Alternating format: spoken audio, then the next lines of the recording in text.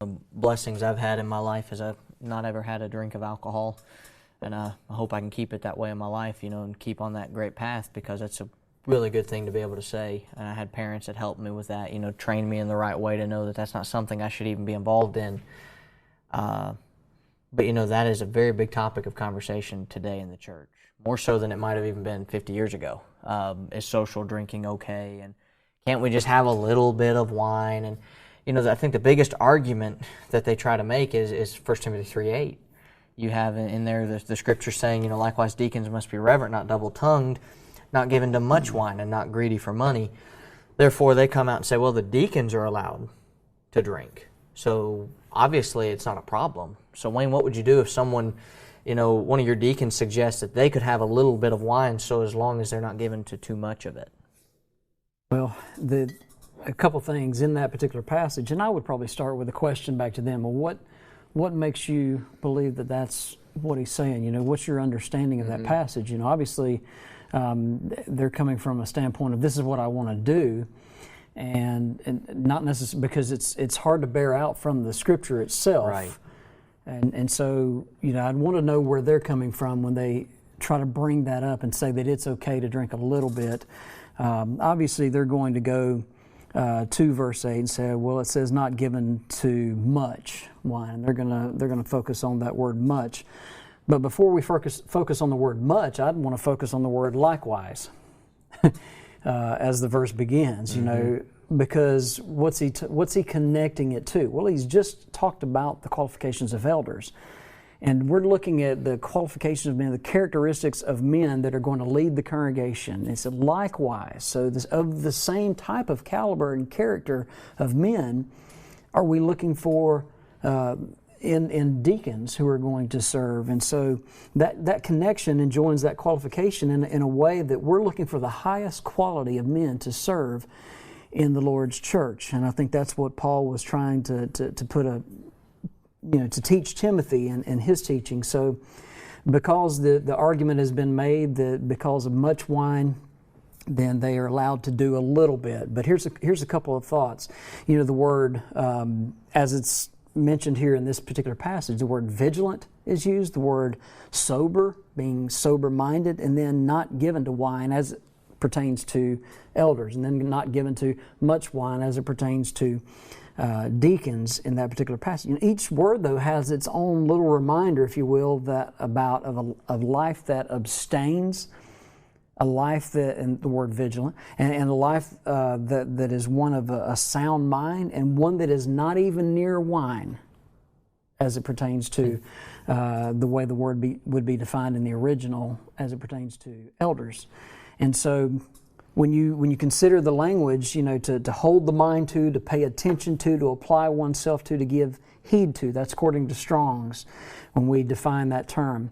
But in the original, it does not give the idea that one has permission to do it at all. There's no permissive side to this. This is one who is absolutely, completely staying as far away from as possible.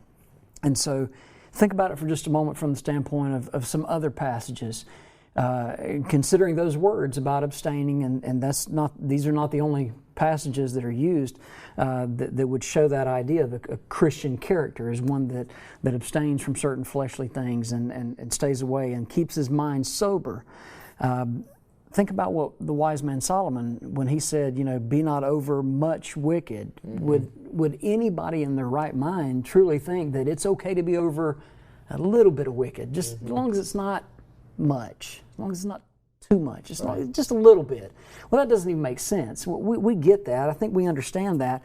There's some other passages that remind us the same idea. Romans 6 and verse 3, we would also see, or 6:13 rather, let not sin therefore reign in your mortal body, overtake your mortal body, reign in, rule over your mortal body, he says. Well, as long as it doesn't completely reign over my whole body, then it would be okay, right, to add a little bit of sin. Well, that doesn't make any sense. That goes completely against the character of those Christians that he's talking about in Romans chapter 6. because those who they have died to sin, remember, they've been freed from sin, so they no longer continue in sin. So then he says, don't let it reign over you. And so that idea, so we can see the folly that is in that. But in that same passage in 1 Timothy 3, the wives, who would, in my estimation, would be the wives of bishops and deacons. I think that the connection is seen there. You have the word that is the word vigilant, and I'm not going to try the Greek there, but the idea of being circumspect, the idea of being temperate, having self-control, all that, the same word are seen here, that they are to be sober in verse 11. And so that's a common thing that we see in both Titus and Timothy and 1 Thessalonians and 1 Peter. We see it. Peter talks about it as well. And alcohol robs one of such sobriety and sound mind and soberness, seriousness about their Christianity, I would say. I would begin there, having that conversation, and talk about the differences in that.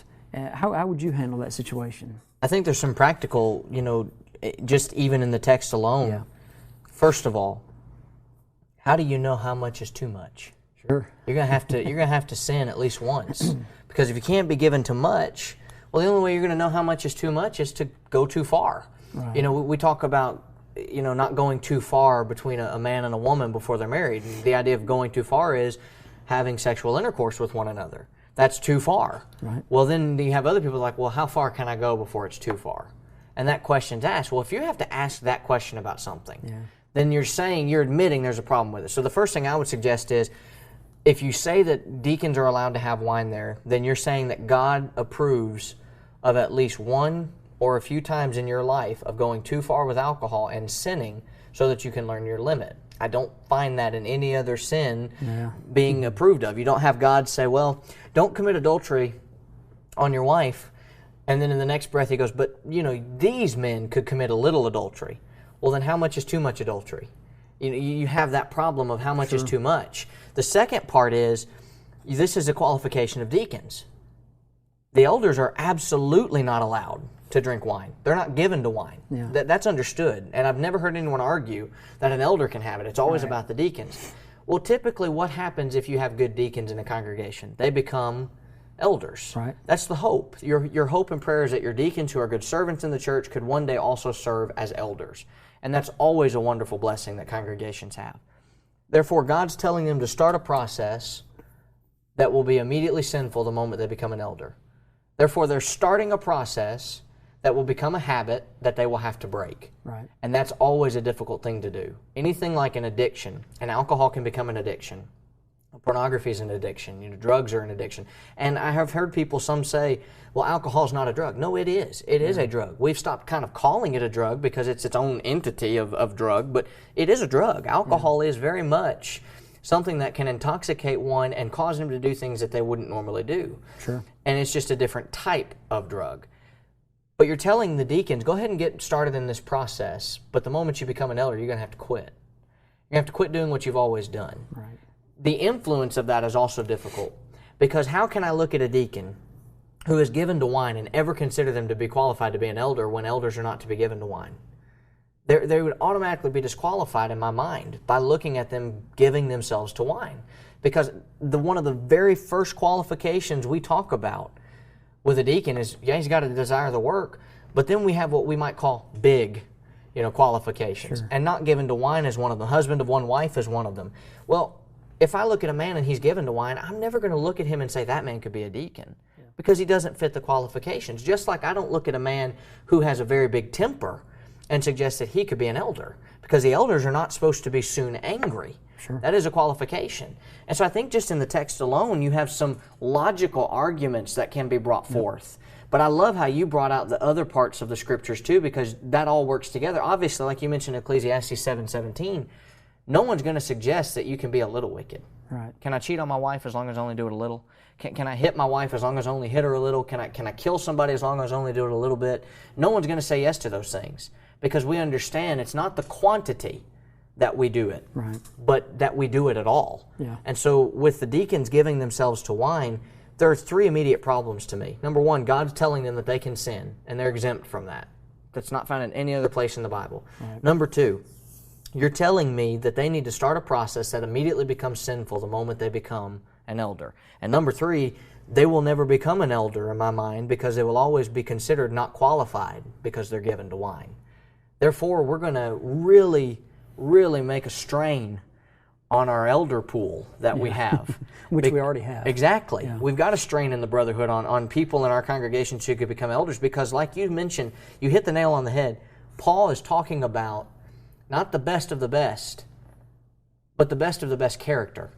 They're not better than anyone else in the congregation, but they have the best character. Right. And you need those men to serve. A preacher, while there are no qualifications necessarily laid out like this, they must fit these categories as well. Sure. Because how can they stand before the congregation if they don't fit the qualifications of an elder and a deacon? They have to be servants. They have to be leaders in the church. No, they're not an elder in some cases. Some they are. But they have to meet these qualifications as well. And so if we put that limit and say deacons can do it, then we're going to take an elder pool that might be here and put it to here because all the men in the congregation who could serve as deacons will never be able to be serving as elders. And that would cripple the Lord's church. So just logically looking at it, it doesn't stand. It doesn't hold true. Right. And I mean, do you have anything else you wanted to add? Couldn't you imagine the situation where someone would say, okay, well, we're considering brother so-and-so who's serving now as a deacon, and so we need to go to him and let him know that we're considering him to be an elder now. He's going to have to stop drinking. Right. Right. It just doesn't make any sense to begin with, you know. Like you say, he wouldn't be considered to begin with, and I don't think he'd be considered to be a deacon. Obviously, he would be disqualified, and as I understand the passage. So, yeah. And you know, the thing about this that really becomes a problem, and it's happened to people, we have people that they do this in secret.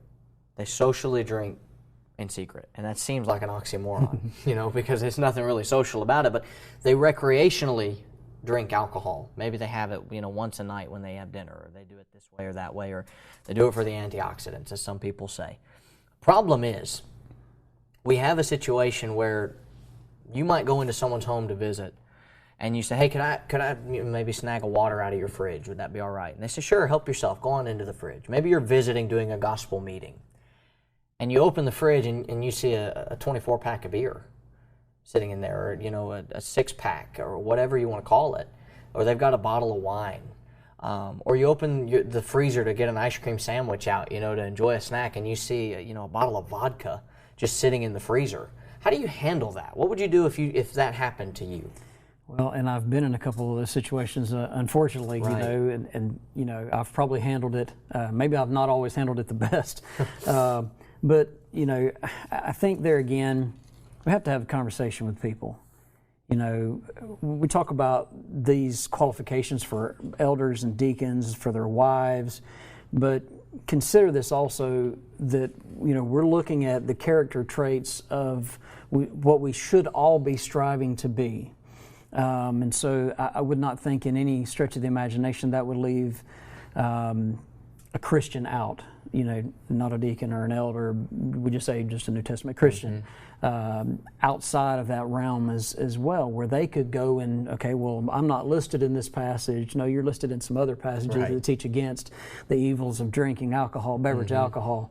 And so I would have that conversation with them. I think it's important to, you know, some people just have never heard of these things. You know, some places they don't preach against this. You never hear about it. You never hear these passages being taught. You never hear them maybe being taught correctly, right? Or just kind of, you know, observing the Passover, so to speak. You know, passing right over them as no big, as they're no big deal. We're going to get to something that's more important here when our society is drenched in alcohol. You know, in every TV show, every commercial, you know, you see it just all over the place, you know. But they fail to show you the problem with it, you know. I would have, you know, long before I have the conversation about it being sinful, I want to have the conversation, I think, about why are you doing this? You know, why are you, why do you have this in your house?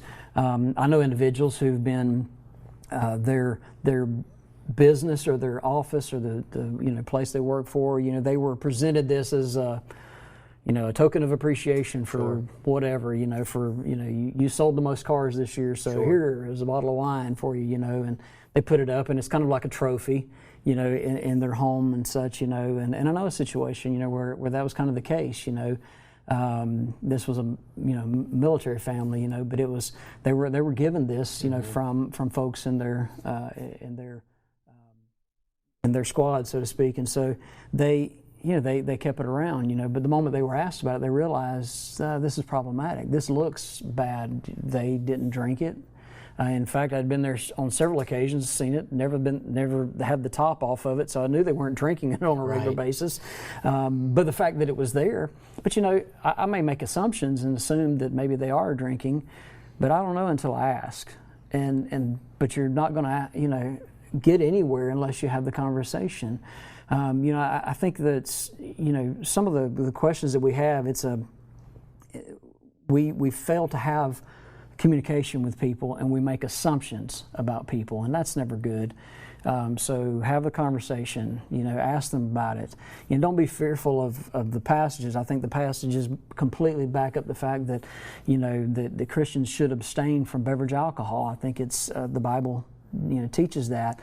Some unfortunately don't believe that, don't go that far, but we can have that conversation. We can sit down and study together, and I think that's our work, that's our job, that's what we do. We want to get to the Bible and what it says, and we want to help people have a better understanding and also have a better life. You mentioned antioxidants a moment ago. Some people say, oh, well, I do it for, the health benefit. The same health benefit in a bottle of wine is seen in a bottle of grape juice. Absolutely. And that's been proven over and over and over. So, and while we would say, too, of course, 1 Timothy 5:23 was an exception made to the rule for Timothy's sake, to have a little wine for his stomach's sake. Two things on that, just so we can cover it. Number one, Timothy somehow felt the need to ask Paul if that was okay, which tells me a lot right there. Yeah. And number two, God lifted that for Timothy, but it was with guidelines, a little wine for your stomach's sake. Today, we have medicines that do what that little wine would have done back then. Sure. Therefore, we don't have to worry about having a little wine. You mentioned the grape juice for the antioxidants. There are other things that the alcohol may do for the stomach's sake necessarily. Mm-hmm. But there are medicines today that can help with that. Therefore, a lot of doctors have even stopped prescribing that as part. I remember 15 years ago, actually probably longer than that now, my grandmother being prescribed on my mom's side, prescription wine. Now, that was for a heart problem she had. Now, that was back before we had some of the medicine we even have today. I have not heard any doctors today that would suggest that that's what they would prescribe anymore. Yeah. So we have to understand that medicine changes. And we have to know that while it was acceptable back then, and I do believe it was alcoholic based on the context of the passages that were being in 1 Timothy 5:23, it was not for Timothy to get drunk.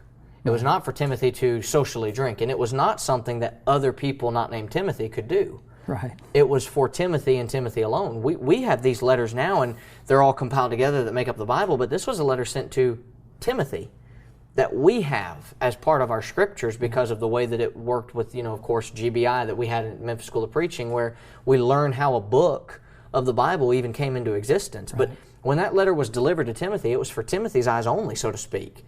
Therefore, when he was told you can have a little bit of wine for your stomach's sake, that was a thing for Timothy to see. Just like if I wrote you a letter. Right. Someone else can read it, but if I put in there, Wayne, I've left you $200, they're not going to sit there and suggest, hey, I get $200 from Michael. But we've had some people try to say, well, Timothy got to do it, therefore I can do it too. That doesn't stand. It was a specific thing for Timothy. And we talk about that with the apostles, and the Holy Spirit. We're told in John 14 and John 16 that Jesus is going to send the Comforter to them and that he will guide them into all truth and give them the answer when they need it. That's not a passage that applies to me. Just like Noah building an ark doesn't mean Michael needs to go out and buy some wood and get ready to build. So we have to put the right context on these verses as well. But I think the problem too is, you find something in the home, and you got to remember Galatians 6:1. Sure. In this moment, you have to understand that people can fall into a trespass unexpectedly. It's not, that word there is taken by surprise. They fall into a trespass. That's like a deer jumping in front of your car. That's the type of surprise I get in my mind, at least. You're not expecting it, and boy, does it surprise you when you see it. Well, when that happens, the text says, you who are spiritual, you restore such a one in the spirit of meekness. So you don't walk into the living room with that bottle of alcohol and say, what in the world is this? Sure. We're going to have a fight right now, because that's not the spirit of meekness. But I like how you put it, where you walk in there and you ask them, are you guys drinking that? I know some people cook with alcohol, and they cook it out and they do it that way, and it doesn't have any alcoholic effect after being cooked. But at the same time, it's like you mentioned with that military family, the influence is important. Mm-hmm. The influence can be everything, and we have to understand our influence does matter. Absolutely. But another problem has kind of surfaced in our world with our children. It was a big problem when I was growing up as a teenager, and I know you had 2 teenage sons. You still have one living at home. Yeah. This has probably been a problem you might have even encountered, where your children are invited to a non-Christian party where you're pretty positive alcohol is going to be present. What would you do if they're asked to go to that type of party? Well, to begin with, I don't want my children around any of it. Absolutely. I've been around enough alcohol growing up myself to know what it brings, and the hardship that it brings, and the pain that it brings, and the inhibitions that are dropped around it, and I don't want my children around it at all. That being said, this kind of goes back to in the rearing of children, is you start this conversation early. It's so important. By the time they're going out the house, and would be invited to such a party as this, the conversation's too late to start having then. Mm-hmm. Not that if you've never had the conversation, you got to start it sometime.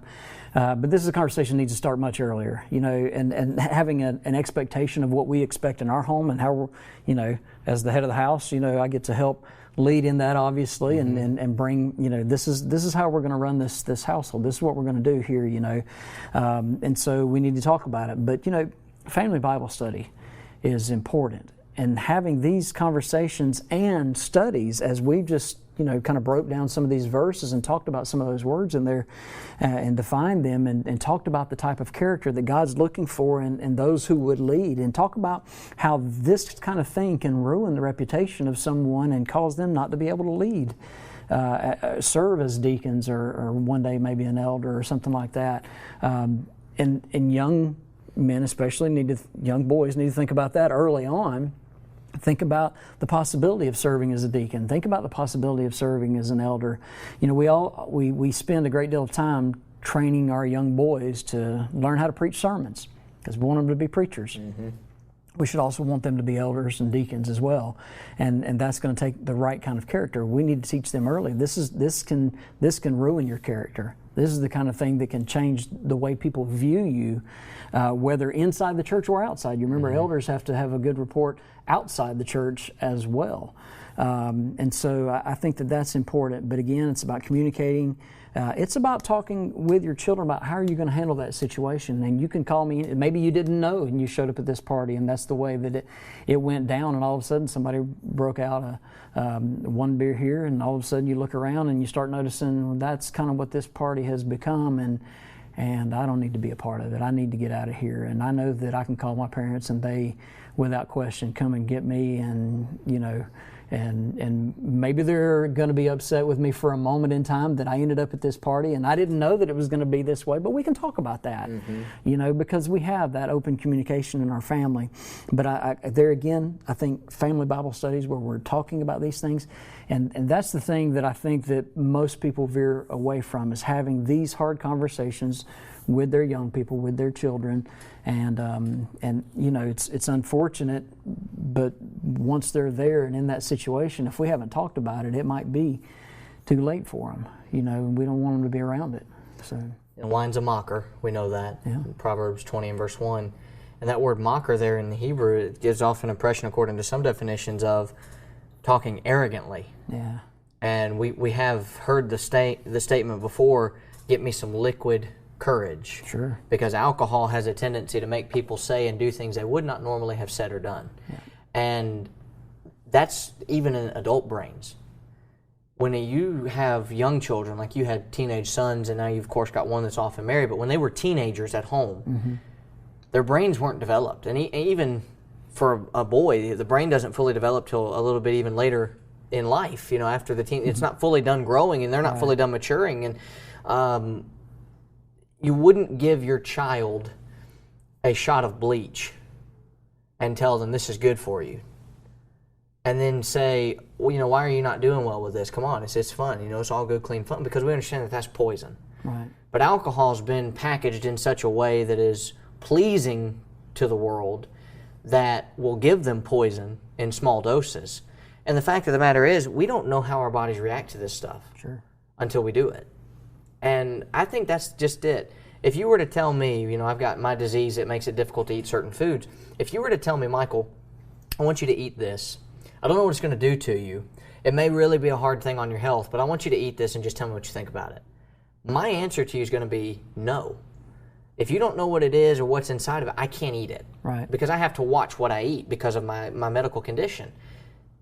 I have another condition that's spiritual.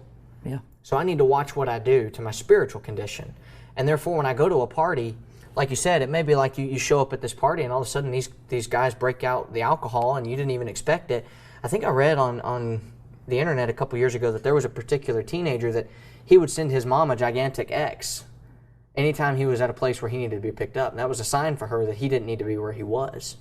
And it was a understanding between the both of them. If you send that to me, I won't ask you questions about it. I'm going to come get you, no questions asked. That's impressive. Yeah. And that's a mother that understands and trusts her son. And that's a son in that situation that sends that to her and knows, hey, I have a way of escape here. I don't have to stay here. Sometimes we have the thing happen where the children are at this party and they're like, man, my mom and dad, they just got home. They probably don't want to come. And they feel like they're putting out their parents. But the parents are going to be more than happy to get in the car and waste some gas, you know, and have to buy another tank of gas if even it took that to get their children out of a sinful situation. $20 at the fill-up station, the gas station, is going to be worth your child's soul. Absolutely, every time. I mean, it's going to be a drop in the bucket compared to, you know, it's not going to be a thing. But we need to teach our children, like you said, when they're young, and it goes along with what I said in a previous conversation we had, keep yourself pure. Right. When you keep yourself pure, you don't have to worry. You can go to a party with your friends. If you're at a pure party and your friends break out the alcohol, you can know, you know what? I'm not going to do it. I don't have to stay. In high school, I had friends ask me, I said, you know, you're not going to prom. Why are you not going to prom? I said, well, my understanding of prom is that you do a lot of things that you shouldn't do. And I said, I just don't need to do that. You know, in this setting, in this context, I'm just fine not doing it. And I remember one particular weekend, a friend of mine at school said, what do you do for fun on the weekends? Because they would go out and get drunk and they would, you know, get high, or they would go out and, you know, commit intercourse with people. And all this stuff was going on in my high school. And they're like, what do you do for fun? And I go, I remember my weekends. I told them, I said, you know, I don't have to worry. I don't have to wake up the next day and wonder who I was in bed with last night, or, you know, what did I do last night? What did I drink? What did I smoke? You know, am I clean? You know, do I have any diseases? Did I contract anything? Did I get anything from the alcohol, from the drugs? You know, did I do anything that's going to hurt? I remember my weekends.